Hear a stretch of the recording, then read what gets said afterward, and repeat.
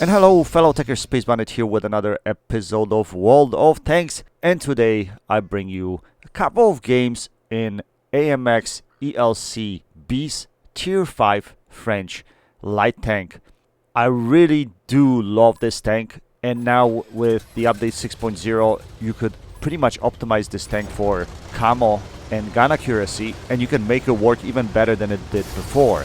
It's definitely one of my favorite tanks at Tier 5. And if you're a light tank player, or even if you're not a light tank player, I would strongly recommend it, because my game style in this tank is mostly like a very fast TD. You have a gun that does over 200 alpha. The reload is not the best, but your camo is great, so you can set yourself up in the bushes somewhere where your camo actually kicks in, and you can definitely play this tank sort of like a TD. Now the reason why I'm playing this tank like a TD sort of early in game is because of the gun swing. I think the gun swing is very limited on this tank. I think it's like 30 degrees or something of that nature. So yeah, this tank for me plays mostly like a TD. Now later on in a game, once the game develops a little bit, you can use your speed to your advantage, but then you're gonna have to use your handbrake a lot in order to turn to get to the sides of your opponents.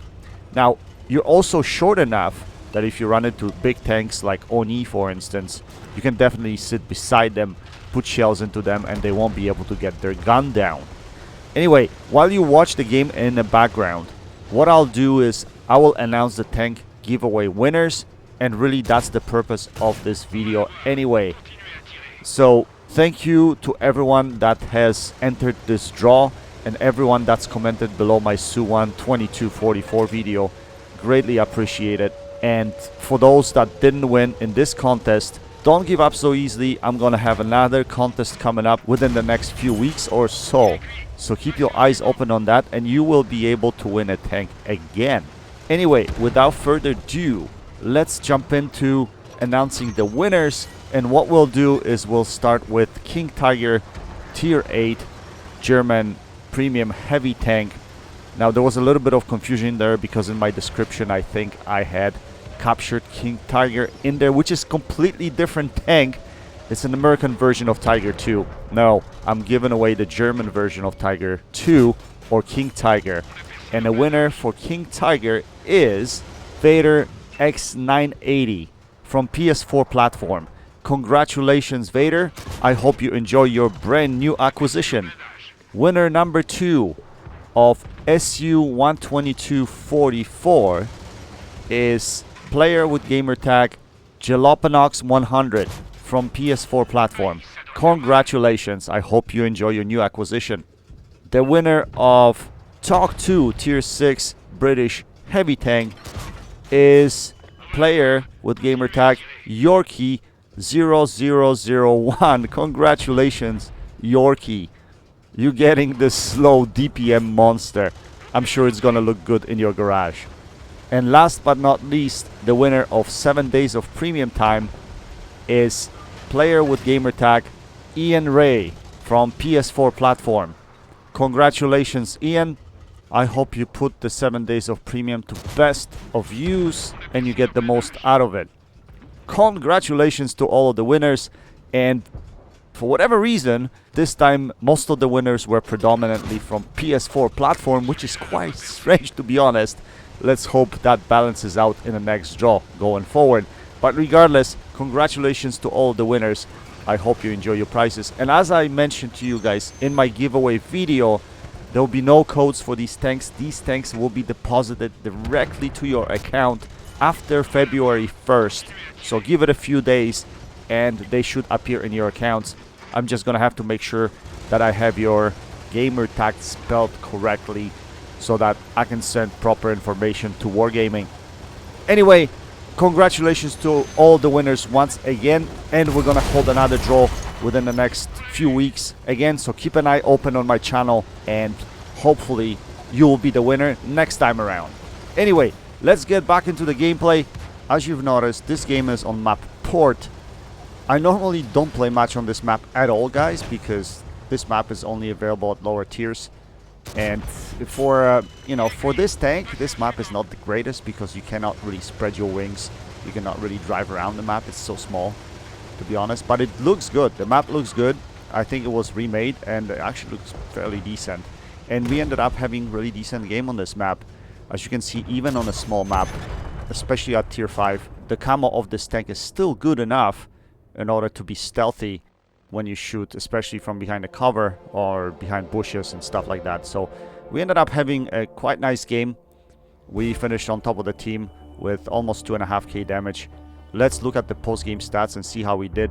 So we still lost silver in this matchup, but we did manage to kill 3 tanks.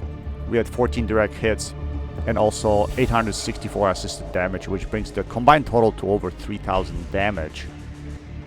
We ended up with Mastery Ace Tanker for this game, and I think initially I was already at 2 marks of excellence for this tank, but I haven't played it in a long time and my marks have dropped.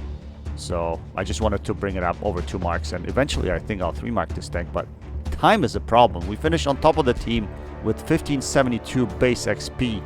Quite a nice game for this tank, especially on this map, which is not the best for light tanks, to be honest.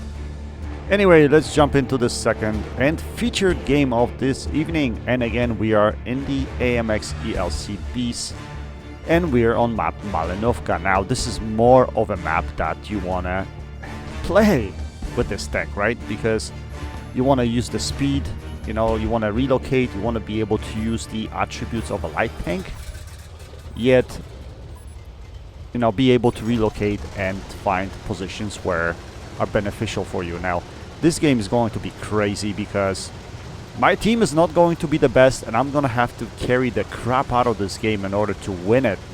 And whether we win it or not, it'll be questionable, and you'll find out at the end of this replay. But initially, what we're going to try to do is we're going to do the scouting role. So we're going to do the light tanks role. We're going to go closer to the middle of the map, try to see where the reds are deploying, or should I say orange players are deploying, because I haven't changed the colors on my HUD. I'm not sure. I just got used to playing these colors, to be honest, guys, so it doesn't really matter to me. And I usually flip back and forth, especially when we platoon. I need to be in these colors because red and green do not show my platoon mates, or I don't see my platoon mates' colors. So when I switch to these colors, then I forget to switch back, and so on and so forth. Anyway, so we're going to come into here, central position. I want to know where the opposition is going, right? And I'm going to back up on top of this hill so I can run off quickly if I get spotted. That's the idea here. Right now I'm not spotted, so I'm going to passive scout. But I'm passive scouting, it seems, but my teammates are not shooting. Only 660 damage so far from spotting, so not too much right there. But we're going to try to lose our sixth sense, and we're going to try to come back in the middle so that we can spot more of these guys. So we're going to try to do exact same thing. We're going to turn around and we're going to go up backwards. This is just for passive scouting right now, guys. Like, I'm not trying to shoot or anything. I'm just trying to passive scout. So we're going to run off from this position right there again because I don't want to lose my HP early in the game. So at this point I decided to just drop off.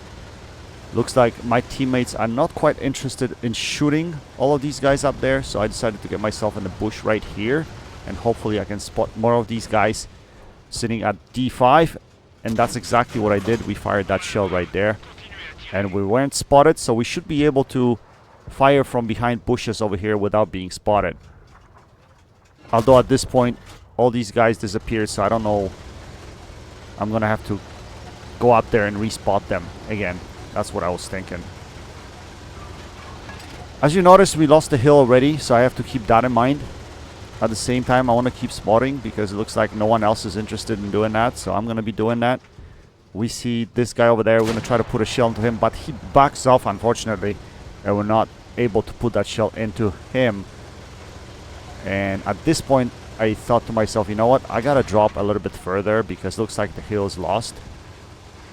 So I need to get myself in a position somewhere at zero line so I can kind of shoot at these guys coming down the hill. And my team is kind of stuck in, you know, in this quadrant of the map, in the southeast quadrant. It looks like we haven't won anything. We have no progress anywhere on the map. So I was thinking, should I flex and protect this flank or this side of the map and help these guys here, or should I come back down to the zero line? So as you can see, indecision kind of almost killed me a little bit here because, you know, I'm just wasting time instead of helping my team win. But now that I decided to go to zero line, and I think that's what they need me, because artillery is very important on this map, and I want to protect my arty. So I decided to come up here and spot these guys coming down the hill. So we're gonna get ourselves in this bush over here initially, and hopefully we can put some shells into these guys. We see this TD over there. We're gonna try to put a shell into him. As you can see, the aim time on this thing is not the greatest still, because I'm optimizing mostly for camo. So yeah, aim time's not gonna be the greatest, but accuracy should still be pretty good with this tank. We hit this guy there, but we get spotted at the same time, so we're gonna have to run off really quickly because we're targeted at the same time. Probably whoever's on zero line is trying to hit me. So we're gonna drop off here behind this ridge, and we're gonna stop over here.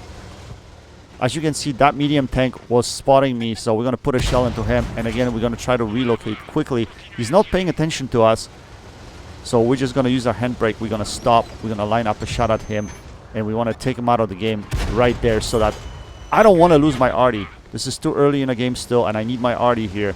I need them to survive. I need them to be present in this game so they can shoot whatever I spot, because I think that's what I can rely on the most, especially in this game, because two guys sitting at J4 or J5 haven't really done much in this game, to be honest. So it's all up to me and the arties. So we're gonna try to come up closer here. There is a heavy tank spotted right there. That's a KV-1, I believe. So we're gonna try to line up a shot at him, but he's hiding behind that rock, and we don't have a shot at him. So I'm gonna scoot up a little bit closer. I'm gonna get myself... Ooh! And the medium tank spots me, and I don't know what is going on, because I was poking out over here. There's something with the spotting mechanic that's not really working the way it should. I don't understand how I haven't spotted this guy approaching me. That is actually kind of ridiculous. So I was thinking at this point, I'm like, what happened here?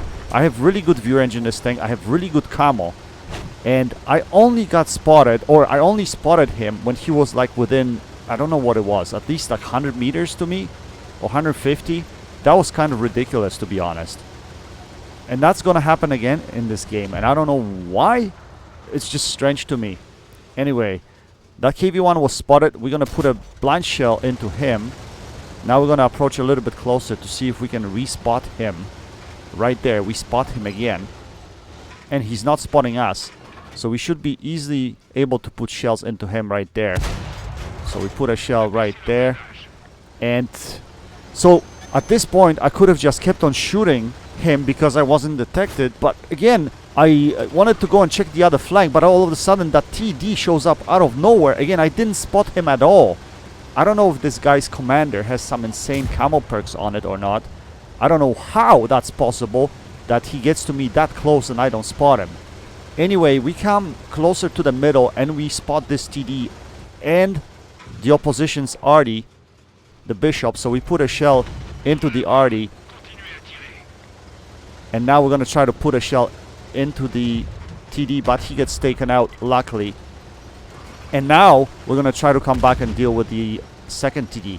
But unfortunately, I realized if I go to zero line, I don't want to get under fire from that KV-1 that's on top of the hill behind the rock. So I'm like, I wanted to relocate in the middle here, but then all of a sudden I spot these two guys in the middle, and both of them are over here, the TD and the RD. TD hits me, and I'm in a big trouble here because I really need to take one of them out of the game.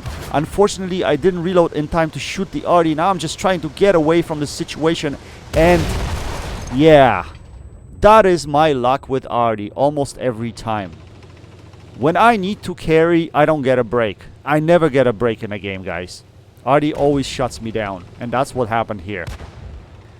So to analyze this a little bit closer, the reason why I went in the middle was because I realized once I shut down the one RD that was in the middle and the TD, I thought the middle would be clear and I would be able to at least make the high ground. But because those two guys were right in the middle of the map, I couldn't really make the high ground and I had to engage them. And at that point I got myself in a pretty crappy situation, and unfortunately I wasn't able to carry. But that was a game that could be completely carryable. I could have done this, that's for sure. I just made some dumb decisions at the end. I probably should have dropped back a little bit closer to the 0 line and the corner of the map, taking out the TD that was there, and then focus the KV-1 before I went into the middle. But I was pretty convinced that there was nothing else left in the middle, and that's what really lost me the game. Regardless, we put up a spectacular result nevertheless in this tank. We ended up with 2000 induced damage as well as 2000 spotting damage, which brought the total to 4000 combined damage. We ended up with Mastery, Ace Tanker, Patrol Duty Medal, High Caliber, Sniper Medals, and we got very close to 2 mark. We finished on top of the team with 1092 base XP in a losing cause. Quite a nice game in this tank. Anyway guys, again congratulations to all the winners. I hope you enjoyed this video. That's it for now. Until next time, happy tanking, Space Bandit, checking out.